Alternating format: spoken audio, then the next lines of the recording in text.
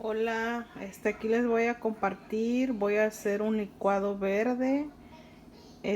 Compré esta licuadora de Princess House. Es la primera vez que la voy a usar y vamos a ver qué tal nos deja nuestro licuado verde. Entonces ahí va.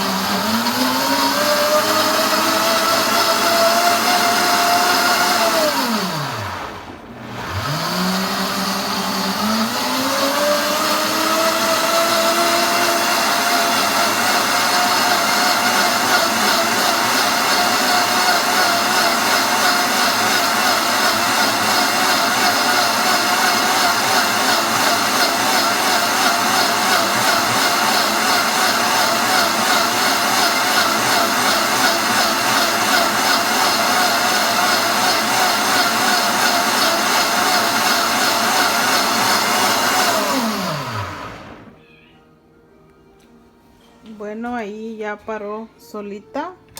Eso quiere decir que ya está el licuado. Y vamos a ver cómo queda, ¿verdad? Miren, pues si pueden mirar, si lo molió bien. Aquí voy a ponerlo en un vasito. Miren qué bonito quedó, ¿verdad? Y pues sí lo muele bien.